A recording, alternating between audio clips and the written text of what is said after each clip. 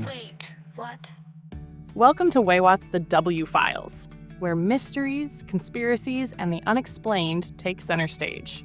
Today, we're unraveling one of the most intriguing and controversial prophecies in history, the prophecy of the popes. Supposedly written by Saint Malachy in the 12th century, this cryptic list claims to predict every pope leading up to the very last one. Some believe Pope Francis could be the final pope, marking the end of the Catholic Church as we know it. Others see it as nothing more than a medieval forgery that has taken on a life of its own. From eerie coincidences to theories of self-fulfilling prophecy, we're breaking down the facts, the fiction, and the interpretations that could change everything. Is this prophecy a warning, a guide, or just another historical hoax? Let's dive into the mystery. Picture this: 112 Latin phrases, supposedly written by Saint Malachy, a 12th century Irish archbishop. He claimed to have had a vision foretelling every pope from his time until the very last one, signaling the end of the Catholic Church as we know it. But here's where the controversy starts. This prophecy wasn't published until 1595, more than 400 years after Malachy's death. That's a serious time gap. So, was it a genuine vision or just a clever forgery? Some even speculate that it was inspired by Nostradamus, because why not add another layer of conspiracy to the mix? And this isn't just some obscure historical footnote. According to the prophecy, Pope Francis is either the last pope or the second to last. With all the shifts happening in the world and the church, it's easy to see why people are getting apocalyptic vibes, in a very Vatican City kind of way. It taps into that deep human fascination with the unknown. You know, like an episode of Ancient Aliens. Except instead of extraterrestrials, we're pondering the future of the papacy. So, let's break this prophecy down, starting with its origins. We have Saint Malachy, his supposed vision in Rome, a mysteriously missing manuscript, and then, bam, it suddenly appears centuries later. And if you look at the early entries, especially the ones before 1595, they don't always seem to match up. Some scholars even suggest that parts of it were lifted from the works of a 16th century Italian historian, Onofrio Panvino. If true, that would be like discovering Shakespeare's plays were actually written by his neighbor. But here's where it gets really interesting. The later entries, especially those recorded after the prophecy was published, seem to get a lot more accurate. Almost like the prophecy found its rhythm and started making real hits. So, we're not just talking about vague predictions anymore. Let's get into the specifics. Let's talk about some of the popes and how eerily their mottos from the prophecy seem to align with their lives. Take Pope Pius X, for example. His motto, Ignis Ardens, which translates to burning fire. And who was he? A man passionately trying to restore traditional Catholic values. The guy was basically a spiritual firefighter, battling what he saw as threats to the church's core beliefs. Then you have Pope Pius XII. His motto was Pastor Angelicus, angelic shepherd. He led the church during World War II, advocating for peace and helping refugees. Now, he wasn't literally an angel, of course, but in the role of protector and guide during a global crisis, that checks out. And things get even more dramatic when we get to Pope Benedict XV. His motto, Religio Depopulata, religion depopulated. This coincided with World War I and the rise of atheism, both of which led to a decline in religious faith. Almost as if, fulfilling the prophecy, the coincidences keep stacking up. So naturally, I had to look at more recent popes. Does the pattern hold? Well, take Pope John Paul II. His motto was De Laboris Solis, from the labor of the sun. Now here's where it gets spooky. He was born during a solar eclipse. And when did he die? During a hybrid solar eclipse. Cosmic forces at work? Maybe? Talk about some serious foreshadowing. Then there's Pope Benedict XVI, whose motto was Gloria Olivae, glory of the olive. While he wasn't a Benedictine monk, an order known for its connection to olives, he was born on the feast day of Saint Benedict and chose the name Benedict XVI. It's like there's this subtle thread tying him to the olive symbolism. And at this point, it's starting to feel like that classic moment in a movie where the hero realizes they've been the chosen one all along. Except, in this case, it's the chosen pope. Which brings us to Pope Francis. The prophecy names the final pope Petrus Romanus, Peter the Roman. But Pope Francis is Argentinian, so that doesn't seem to fit. At least, not on the surface. But prophecies are rarely straightforward. Some believe Roman could be more symbolic. Pope Francis is the first Jesuit pope, and the Jesuits? Now things get really interesting. They're one of the most powerful orders within the church, often linked to conspiracy theories. Their leader, the Superior General, is sometimes called the Black Pope because of the black cassock they wear. And if we bring Nostradamus back into the mix, because why not? There's that quatrain of his about a black pope leading the church during troubled times. So, are we suggesting Nostradamus might have predicted a Jesuit pope steering the church toward, well, the end? It's possible. This whole thing feels like it was pulled straight out of a Dan Brown novel. But let's not get ahead of ourselves. There's a missing phrase in the prophecy of the popes, caput nigrum, meaning blackhead. Some think it was intentionally left out, possibly as a reference to the Jesuit order, and maybe even Pope Francis himself. Just a theory, but an intriguing one. So where does Pope Francis fit into all of this? Is he Petrus Romanus, the final pope, or is there still one more to come? That's the million-dollar question, and the answer might be more complex than it seems. To get there, we have to look deeper into the prophecy, not just at names and dates, but at its broader symbolism. This prophecy is shrouded in mystery, potential forgeries, missing phrases, and a Jesuit pope who might be the last one. It's like the season finale of Lost. We have all the puzzle pieces, but how do they fit together? That's what we're here to figure out. First off, prophecies, especially ones from centuries ago, aren't meant to be literal timelines. They're more like symbolic roadmaps pointing toward possible futures, kind of like the Back to the Future movies. Marty McFly had to pay attention to those alternate timelines to avoid catastrophic outcomes. Maybe this prophecy serves as a similar warning, urging us to take a hard look at the choices being made right now. So, are we necessarily doomed? No. But should we be mindful of the road we're on? Absolutely. Now, let's go back to the Petrus Romanus title. On the surface, Pope Francis being Argentinian makes it seem like a mismatch, but some prophecy enthusiasts have an interesting theory, one that suggests Roman doesn't refer to birthplace at all. Instead, they argue it's something deeper. Here's where St. Francis of Assisi comes in, the saint Pope Francis took his papal name from. Now, when you think of St. Francis, you probably picture doves, nature, peace, not exactly end-of-the-world scenarios. He's the patron saint of animals and the environment, known for his humility and his dedication to serving the poor. But here's the twist. His birth name was Giovanni di Pietro di Bernardone. That's John of Peter of Bernardone, meaning Peter is literally part of Pope Francis's namesake's lineage. That changes things. It's like uncovering a hidden message in the Matrix. Once you see it, you can't unsee it. Suddenly, Petrus Romanus doesn't seem like such a stretch. Maybe it's less about a literal person named Peter from Rome, and more about a symbolic or spiritual connection to St. Francis. Peter, the first pope, rather than a literal birthplace. That makes a lot more sense. But now, let's talk about the elephant in the room, the prophecy's ending.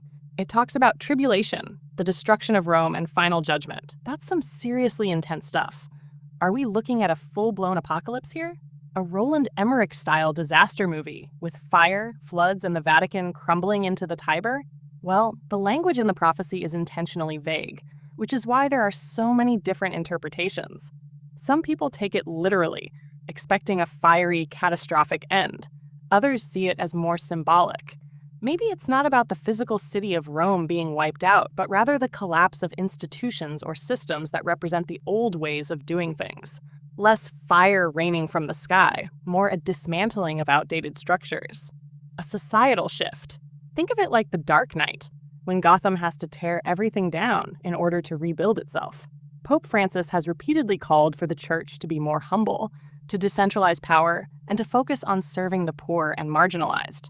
His actions align with this idea of shaking things up, dismantling the old power structure to create something new.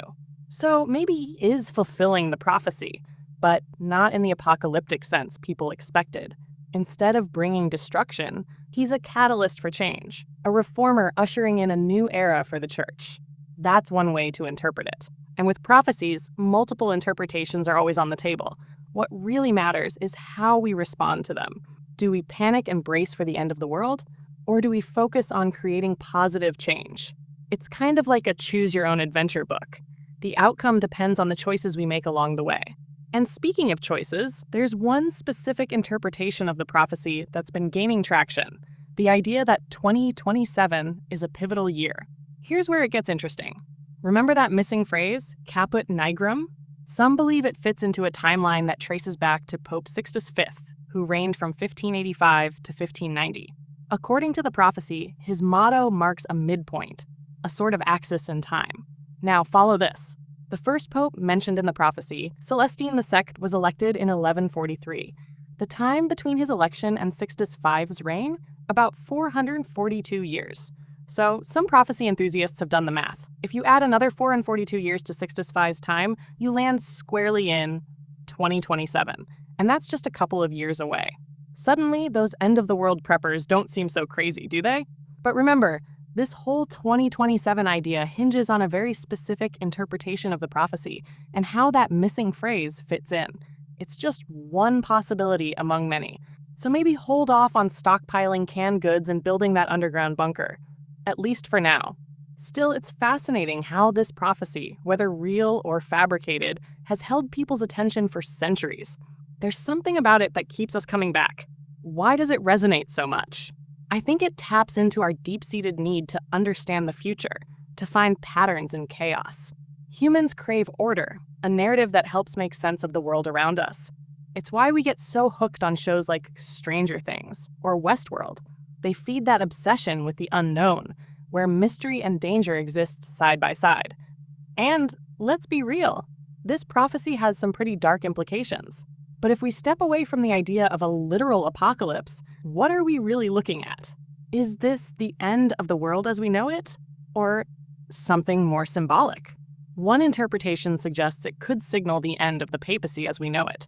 That's a bold claim, but some believe the prophecy foreshadows a radical transformation in the Catholic Church, one that could drastically reduce or even eliminate the role of the Pope. No more Pope? That's a seismic shift. It's like imagining a Star Wars movie with no Jedi Order. It just doesn't compute. But it does align with the theme of dismantling old power structures that we've been discussing. Pope Francis himself has talked about decentralizing power, moving the church away from rigid hierarchy and more towards service. So maybe the prophecy isn't about Rome being destroyed in the literal sense. No fire, no crumbling buildings, but rather about breaking down the Vatican's traditional power structure. Think Game of Thrones, where power-hungry families are constantly fighting for control, causing massive shifts in leadership and governance. Except, in this case, instead of political betrayals and dragons, we have internal struggles within the church, calls for reform, demands for more transparency, accountability, and inclusivity. This could explain the prophecy's warnings, pointing not toward an end, but a shift in how the church operates, a transformation rather than a catastrophe. And then there's the final part of the prophecy, the line about the dreadful judge judging his people. Sounds like fire and brimstone, right? But again, prophecies often work on multiple levels. Some see this as a literal divine figure presiding over the final judgment. Others interpret it as something more metaphorical, a reckoning, but not in the apocalyptic sense. Instead of God smiting down the wicked, maybe it's about facing the consequences of past actions, whether within the church, in society, or on a global scale. The idea that systems, institutions, and individuals must be held accountable. If that's the case, then the prophecy isn't just about an end. It's about a moment of truth. Yeah, like karma finally catching up with us. It's about taking responsibility for the state of the world and making amends for past injustices. Kind of gives off a Christmas Carol vibes, doesn't it? But instead of Scrooge confronting his past, it's humanity as a whole facing its mistakes. And in that context, the destruction of Rome could symbolize the dismantling of corrupt systems, the purging of those who abuse power, and the creation of a more just and equitable society. So let's lay out the possibilities here. We've got a few different ways to interpret this prophecy. 1, a literal apocalypse. Fire, destruction, end of the world chaos. 2, a metaphorical dismantling of power structures, particularly within the Vatican. 3, a karmic reckoning for humanity, more of a moral and ethical upheaval than a physical one. That's a lot to process. But let's shift gears for a second and look at the prophecy's overall message. If it's not just about predicting the future, what's it trying to tell us? What can we learn from it? Whether or not the prophecy is authentic, it serves as a powerful reminder that change is inevitable. Even institutions as seemingly unshakable as the Catholic Church must adapt to survive. The message here seems to be about mindfulness, urging us to be conscious of our choices, to act with integrity, and to work toward a future that improves upon the past. Instead of fearing the end, maybe we should see it as an opportunity for growth and transformation. It's like that quote from Harry Potter. We must all face the choice between what is right and what is easy. Maybe this prophecy is reminding us to choose the right path, even if it's difficult, because at the end of the day, free will plays a huge role in this. We're not just passive characters in some pre-written story. We have the power to influence outcomes, to make choices that shape our collective future. So, instead of stockpiling supplies for the apocalypse, maybe we should be stockpiling compassion, wisdom, and the courage to enact positive change. But there's one interpretation we haven't touched on yet, the one that leans toward a literal, earth-shattering event. Are there hints within the prophecy that point to something truly catastrophic? There are definitely those who believe the prophecy predicts a real cataclysmic event, something straight out of a disaster movie. They point to the increasing frequency of natural disasters, political instability, and global crises as signs that the world is on a collision course with something major. And there are specific passages within the prophecy that fuel this interpretation. One of the biggest is the final line. After the tribulations and the destruction of the seven-hilled city, widely believed to mean Rome, the dreadful judge will judge his people. Some take this as a clear reference to divine judgment, a supernatural event that will reshape the world as we know it. Yeah, that's some heavy stuff. It's like picturing that scene from The Day After Tomorrow, where a massive tsunami engulfs New York City. Except this time, it's global. But as always with prophecies, interpretation is everything. Even this seemingly apocalyptic ending could be metaphorical. Maybe the dreadful judge isn't God throwing down fire and brimstone, but rather the natural consequences of our own actions. A kind of ecological or karmic reckoning, like a planetary wake-up call forcing us to confront the impact of our choices. And in that interpretation, the end isn't necessarily the end of the world, but the end of the world as we know it. A forced reset that brings about necessary change. So yeah, there are a lot of layers to this. Literal, metaphorical, spiritual, and everything in between. It's overwhelming, but it's also a reminder that prophecies, at their core, are tools for reflection. Their real power isn't in foretelling the future. It's in sparking conversations and making us think critically about the paths we're taking. But before we dive too deep into existential territory, let's take a step back and lay out what we've covered so far, just to keep things straight, because it's easy to get lost in the twists and turns of a prophecy this complex. We started with the origins, the tale of St. Malachy's vision, the missing manuscript, and its eventual publication in the 16th century. And of course, the ongoing debate over whether it's a forgery, a case of plagiarism, or a genuine vision that was later manipulated. A historical puzzle with missing pieces. Then there's the prophecy itself, those cryptic Latin phrases describing each pope. Some of them match up eerily well with real historical figures. We looked at examples like Pope Pius X, burning fire, Pope Pius XII, angelic shepherd, and Pope Benedict XV, religion depopulated, whose reign coincided with World War I and the rise of atheism. And of course, Pope John Paul II, who was both born and buried during solar eclipses, seemingly fulfilling his motto, from the labor of the sun.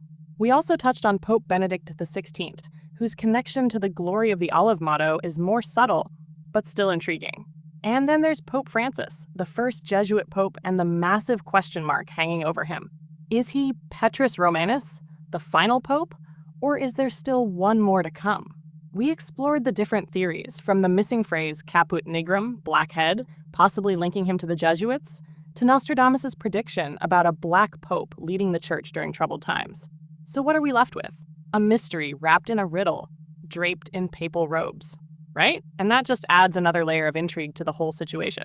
We also explored how the Petrus Romanus title might not be about Pope Francis's birthplace, but rather a symbolic connection to St. Peter, the first pope. And when you factor in that St. Francis of Assisi, Pope Francis's namesake, has Peter in his lineage, that just twists the whole thing even further. Then, of course, we had to dive into the prophecy's dramatic conclusion, the tribulation, the destruction of Rome, and final judgment. We looked at both literal and metaphorical interpretations, whether it means an apocalyptic end or a reckoning that dismantles corrupt systems and addresses past injustices. And let's not forget that ticking clock theory, the idea that 2027 could be a pivotal year based on how the missing caput nigrum phrase might fit into a timeline. It's like there's this invisible countdown running in the background of the prophecy, only adding to the suspense. But we also made sure to approach all these interpretations with a critical eye. Prophecies are by nature vague and open-ended. What really matters is how we choose to respond to them. Do we panic and wait for the end? Or do we take it as motivation to create positive change? It's kind of like the Matrix, Neo realizing he has a choice. Take the blue pill and stay in a simulated reality, or take the red pill and face the truth. In a way, this prophecy offers a similar decision. Ignore the warning signs, or wake up and take action. And that brings us to the ultimate question. If the prophecy of the popes is really a reflection of our anxieties about the future, what does our fascination with it say about this moment in history? Are we drawn to it purely for the mystery, or are we looking for guidance in an increasingly uncertain world? That's a powerful question, one worth some real thought. But before we go full existential crisis, let's take a quick mental recharge. All right, back and ready to wrap this up. We've covered a lot from St. Malachy's vision to potential doomsday scenarios, with Pope Francis right at the center of it all. It's enough to make your head spin. But as we've seen, this prophecy isn't about fixating on literal details or fearing the end of the world. It's about recognizing the symbolism, considering the possibilities, and most importantly, understanding that the future isn't set in stone. We have choices, and those choices will shape what comes next. Right? It's like that moment in The Lord of the Rings when Frodo realizes he has to destroy the One Ring, even though the journey ahead is dangerous and uncertain. We're all on a journey, and in a way, this prophecy acts like a map, highlighting potential pitfalls and opportunities along the way. And just like in Lord of the Rings, there are forces of darkness and light at play. The prophecy of the popes can be read as a warning about corruption and the abuse of power, both within the church and the world at large. But it also hints at renewal, at the possibility of positive change, at a future where humanity leans into its potential for good. So it's not just about predicting doom and gloom. It's about recognizing the challenges ahead and choosing to fight for a better world. Now let's go back to that missing phrase, caput nigrum. It literally means black head, and while some see it as a negative omen, maybe it's more complex than that. Think about black holes in space. They're often seen as destructive, but they're also essential for the birth of new stars and galaxies. Maybe caput nigrum represents a similar concept, a necessary period of darkness or upheaval that ultimately leads to creation and renewal. Okay, I'm seeing it now. This prophecy can be read on multiple levels: literal, metaphorical, and even cosmic. It's multi-layered for sure, but let's bring it back to the human level for a second. We talked about how the prophecy might reflect calls for reform within the church, the need for greater transparency, accountability, and inclusivity.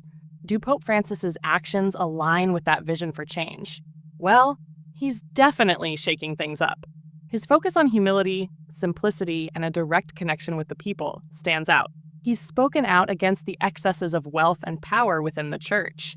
He's challenged traditional doctrines on issues like divorce and LGBTQ+ inclusion.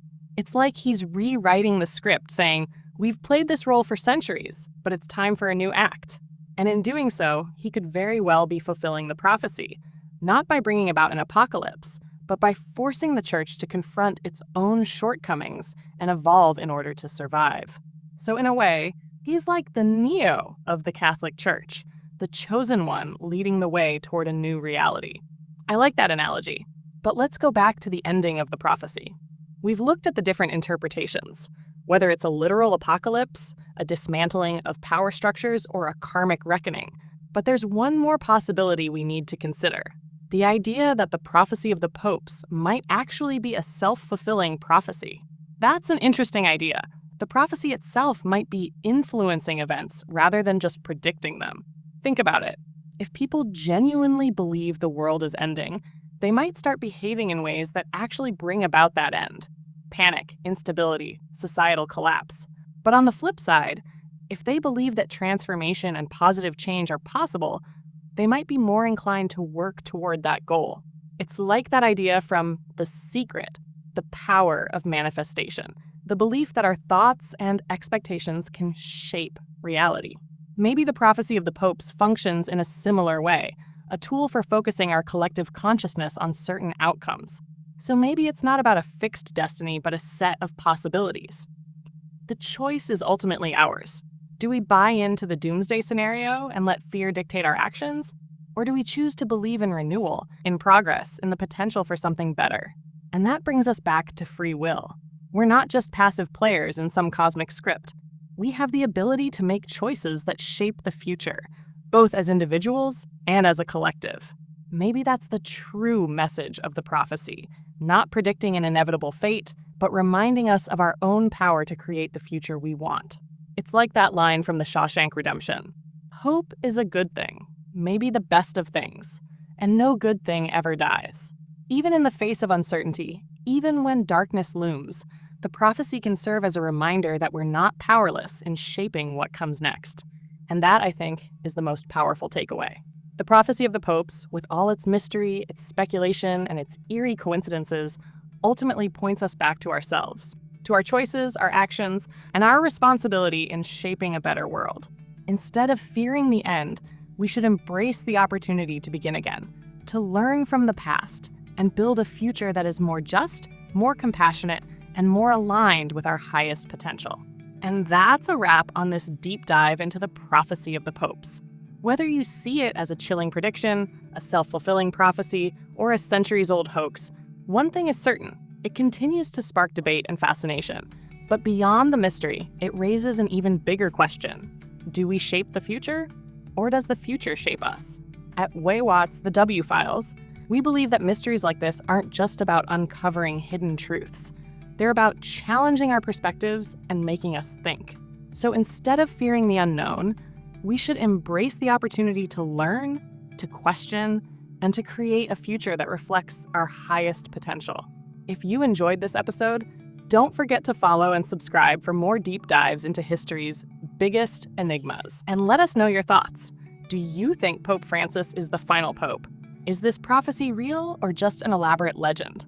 Drop a comment, share your theories, and keep exploring the mysteries that shape our world. Until next time, stay curious, stay questioning, and keep searching for the what in the unknown. Wait, what? Wait, what?